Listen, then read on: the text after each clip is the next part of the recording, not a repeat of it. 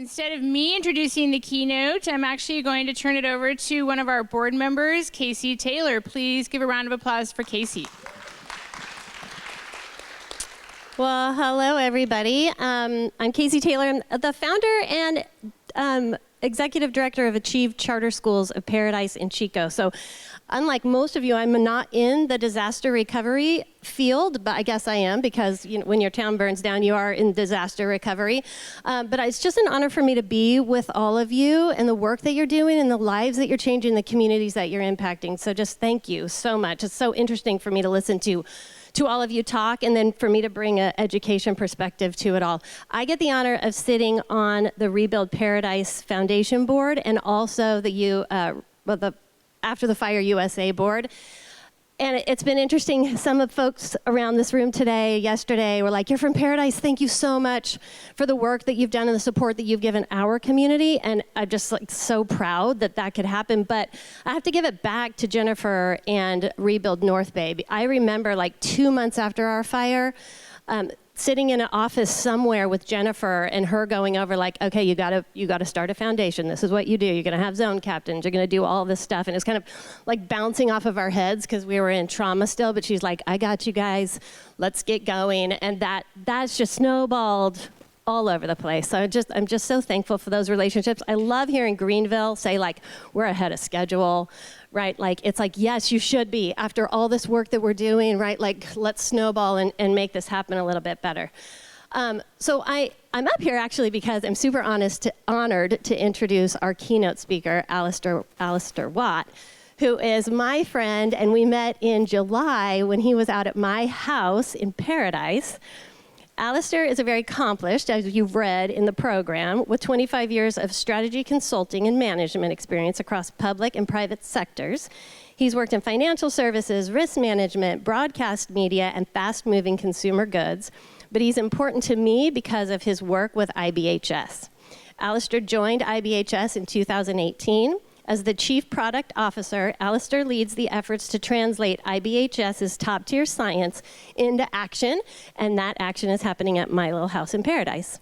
In addition to his enterprise-wide leadership role, Alister is responsible for several critical IBHS program areas, including FORTIFIED, media, product design, technology, and near and dear to my heart, the Wildfire Prepared Home program.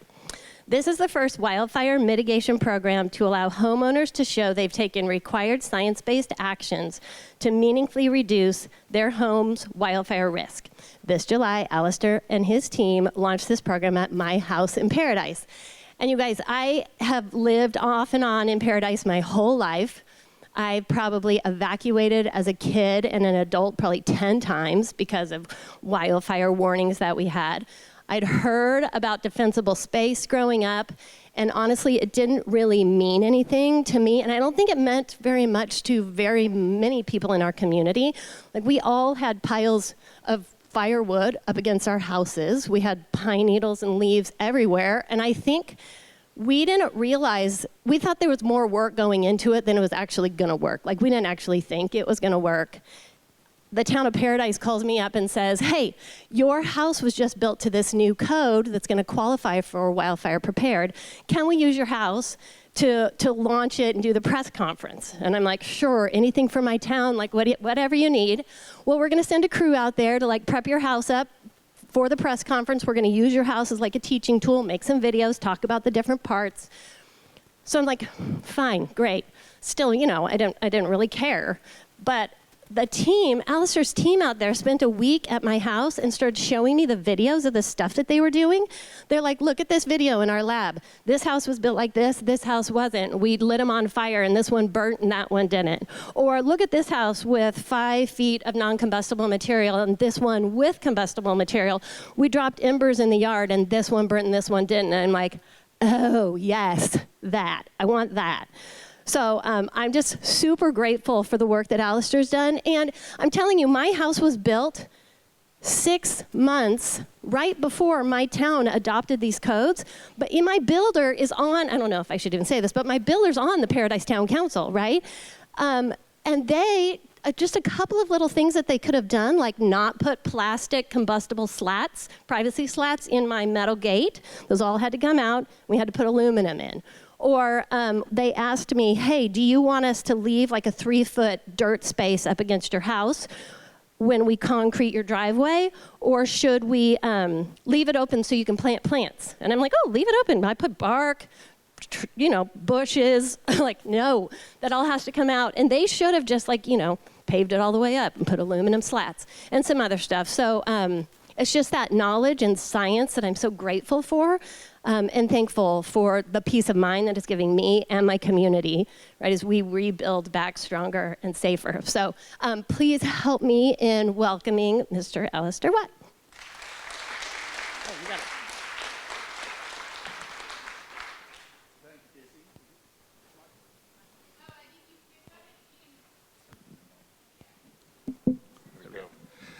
Thank you, Casey. That's a hard act to follow. So I'm going to try. It's after lunch. Did you all enjoy your lunch? You feeling fully energized? Got some caffeine? Ready to do some jumping jacks? Okay. All right. Well, I'm going to talk to you a little bit about Wildfire Prepared Home Program and more generally about IBHS. I know some of you are familiar with some of IBHS, but I just want to give you a kind of level set on that and why we've been able to establish the Wildfire Prepared Home Program so quickly. Well, I'll give you one little plug first, and that is, Casey talked about the cool videos. I guess most of you travel, right? And most of you have experienced delays at airports. I had a 2-hour one yesterday, and you're kind of tempted to get on your social media and have a look at TikTok and others. Have a look at IBHS.org. And watch the cool videos there. I'm telling you, they are really good. And if you can't get it on the website, you can get it on Vimeo. There's a whole channel there. Watch it with your kids. It's fun stuff. And you may learn some stuff along the way. So why IBHS? Why do we exist? We exist to bend down the risk, that's the terminology we use. We exist to reduce the impact of severe weather on the built environment, on homes and businesses. That's why we exist. You all know about the suffering, pain, the financial loss, and everything else that goes along with disasters. And so we study that, and we do that through research. And when I say research, when I joined IBHS, I had a sense of what good research was, and I was wrong. This is meticulous, painfully persistent research that happens. We have several programs running all at once. One in the wildfire space is trying to understand what kind of separation you need between buildings, where one's a source and one's a target. It depends on topology, depends on fuel, depends on all kinds of things, wind speeds. And so that program is something that has been running for 2 years and will run for another 6 years, until we get to the point where we can say, you know what, we know with absolute confidence, we'll put our name on, this is the way that we should mitigate the risk by building separation. Right now, we don't know the answer for sure, so we assume the worst, so we're being cautious. And that's the approach that we have to take as the science evolves. So I'm going to show you a little video here of our research facility in South Carolina. If any of you happen to stumble upon this research facility, it's because you took a wrong turning off 77, and you'll see why in just a second. Those fans that you saw, there's 105 fans. Each of them can generate 355 horsepower. So we can generate 130, 140 mile an hour winds inside a building. I'm going to move you closer. Okay, thank you. Which is kind of nuts to think about it. You're testing a full-size building inside a building, and you're creating a hurricane inside that building. It's all a little weird, but at any rate, who funds us? So 50% of the commercial insurance property casualty market and 75% of the residential market. 10 years ago, we came together and raised $40 million to build the facility you just saw. That was 10 years ago. Money doubles about every 10 years. So we're in a recapitalization phase right now, trying to keep our technology up to date and well maintained and everything else. So it's a big commitment by the insurance industry to develop this very detailed and powerful research. So we're going to talk mainly about wildfire, but I want to talk just a little bit first about the other perils so you can understand some of the depth of the research and the credibility that we bring. So first of all is hail. Hail is a $10 billion a year nuisance to homeowners. So if you live in the Midwest, in certain parts of Oklahoma, for example, you probably are going to replace your roof about every 2 or 3 years because of hail damage. The insurance industry as a whole buys about 30% of all the asphalt shingles in the United States every year. It's a huge problem. It's a nuisance. Homeowners dread it when there's a hailstorm. They dread having to go through the process of filing claim. They dread having to deal with a contractor who may not be licensed in their state, and so on and so forth. It is a big problem. And so what we've done is we've studied, this is hard doing this with my back, but it's going to, excuse me. So we have a field-based team. We probably have one of the largest data sets about hailstones in terms of their kinetic energy, their mass, and their weight. And so we can tell you about individual swaths in storms in San Antonio, whatever, and we can look at what actually hit the ground. So we send people out in the field and they chase storms. We have a chief meteorologist, Dr. Ian Giamanco, who is kind of a crazy scientist, and he takes his crew out in minivans and they go chase these severe convective storms, and when they think they're going to be coming a predictable path, they go out and they lay equipment. They're called distrometers for any of you that are more technically minded. These are basically, do you remember the Wii controllers that we used to have? They're basically Wii controllers with some other equipment around them so they can measure the impact. And so what we've done is we've taken that research, taken all the knowledge about hailstones, and we actually create hail in our lab. So if you ever come to visit, you'll see our hail lab and these big machines that create hail based on the research that we have about kinetic energy, mass and space. And we shoot the hail at asphalt shingles to see what happens. And then we've got some AI software that assesses the type of damage that occurs, so that we can produce some performance rankings for the individual shingles.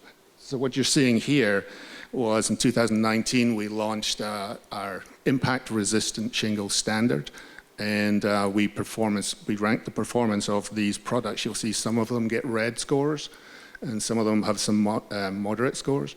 We have a test program that runs every year, so we retest and we add new products to the mix, and you can see here as we go through the years, leading up to now 2022, all of the red's gone. If you look at the left-hand column, which is the aggregate score, all but one of them is now in the good category. One of the manufacturers, when they found out their score, would not only stopped manufacture, but they actually bought back all of the product that was in distribution because they didn't want to have it in homeowners' hands. So that's hail. On the wind side of things, those of you that are from Fannie Mae know this program pretty well, the FORTIFIED program. This is our wind mitigation standard. I'll go through this pretty quickly. Basically we have, after Hurricane Ivan and Hurricane Katrina, Alabama came together in the lower two counties and said, enough is enough. Let's do something about this. So long and short of it is there are 28 code jurisdictions in southern Alabama, and 18 of them adopted the Coastal Code Supplement, which is fortified. So any house that's built in those code jurisdictions has to be built to the fortified standard. Hurricane Sally came through, and we have some performance data from that. 17,000 fortified houses were in the path of Hurricane Sally. There was a 22% reduction in incidence of a claim, and where there was a claim, there was a 35% reduction in severity. So these are real numbers. It's a good proof point, and there's 40,000 plus houses now. And we think and we hope, and we're seeing that certain jurisdictions, certain towns, certain cities in California will be doing the same thing with wildfire. Which brings me to wildfire. So at least one of you in this room, maybe two, might recognize this house. We won't embarrass Casey about it, but anyway. Wildfire prepared home. So September 2021, our members came to us and said, enough's enough, we've got to do something here in wildfire. We know you don't have all the answers, but can you meaningfully bend down the risk curve for homeowners against the wildfire risk? And we've always kind of resisted it because it's hard to engineer around wildfire. It's easier to engineer around wind speeds because it's basically just loads on buildings. You can do that math pretty easily. But with wildfire, you've got the topology, you've got the fuel sources, you've got the weather, a lot of variables that are really hard to kind of model. So nonetheless, we hit the ground running, came up with the Wildfire Prepared Home Standard. And what's different about it is that it's a system of mitigation measures. So you can't just pick and choose. It's not like going to the Waffle House. You've got to do all of the things. It's like the analogy is the weak link in the chain, right? If you have a weak link in the chain, embers will find it, and they'll exploit it, and then you've lost everything. 90% of homes are ignited by embers, and when they are, 90% are a complete loss. So we are absolutely unapologetic that you have to do all of the things that are in this base standard in order to qualify for a designation. The second thing that's different is the 0 to 5 feet, the home ignition zone. Again, we're unapologetic about it. You cannot have anything that is combustible in there. We've done tests where we have one shrub in front of a house, shoot embers at it, the shrub catches, flames come up, they break the window, and embers come in the window. One shrub. So and then the other part of it that we've learned from the FORTIFIED program is to make sure that our verification quality assurance system is something that our members can absolutely rely on as they make their risk selection decisions. So that's the program there. The process, let's go through the designation. Oh, I'm sorry, I forgot up on the top right there, you'll see that there are some additional measures you can take if you're doing a new build. These things are harder to do from a retrofit perspective. Replacing windows and siding is just messy and expensive. But this makes a higher level of mitigation available to those that want to build to that standard. That's the plus designation. We will have our first plus designation in Paradise next week. Folks are starting to take that on. So the designation process is an ongoing commitment. It's not a one and done. Things grow, people go to Lowe's and buy things, people have birthday parties and get trampolines they put too close to the house. You know the deal, right? So what we do is, let's walk through this process.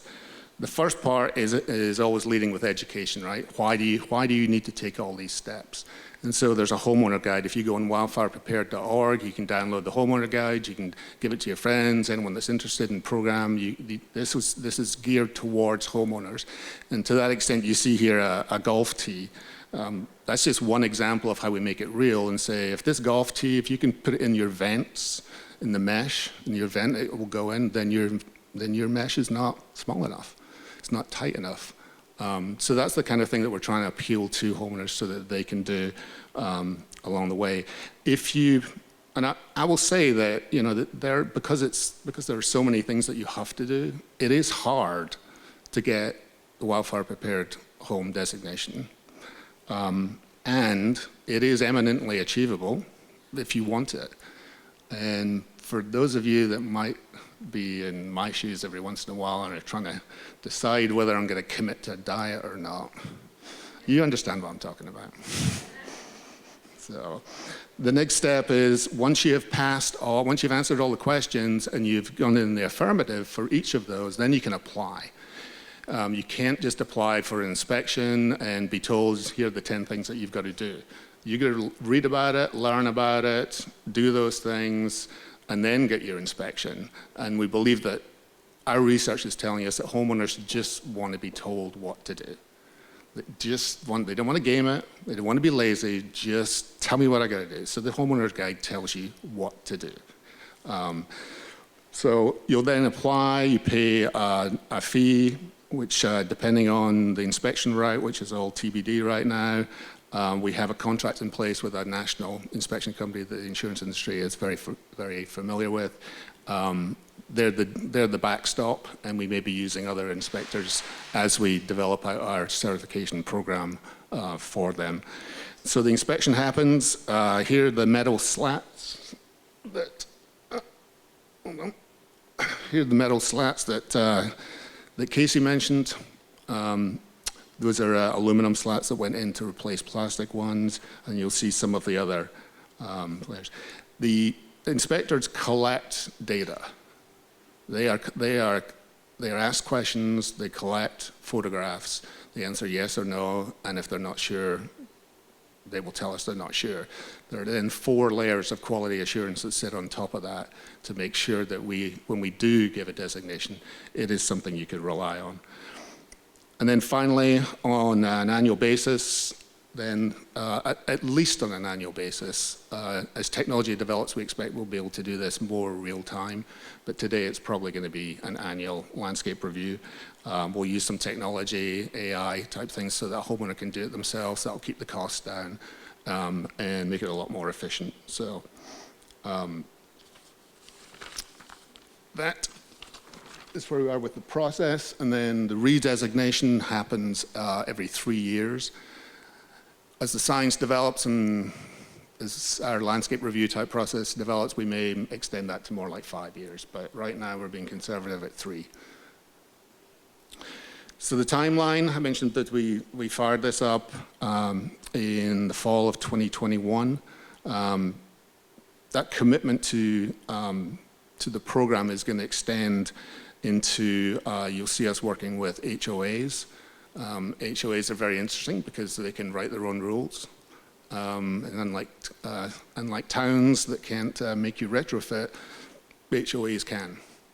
So you'll see us working with them. You'll see us working with, on the community side of things, that's hard. We're going to come up with a designation there. You'll see us working with volume builders, and you'll see us expanding beyond California. And I think you'll see that next year. We may even stick our toes in the water a little bit later this year, so we'll see. So that momentum's going to build. Paradise has been leading the way in terms of taking this standard and bringing it into ordinance for new builds. And I would say that what people really, what I hear from people who understand the program in Paradise is they're thankful that this is based on science. And that these measures, that we are being cautious and we are being thorough. We're not just throwing this together. And so for towns that have been spared, there's really no time to waste. Your luck may run out pretty soon. And so for me, I'll leave you with this thought. If we do it right and we're committed to our diet, then life after the fire may look more like life before the fire. Thank you.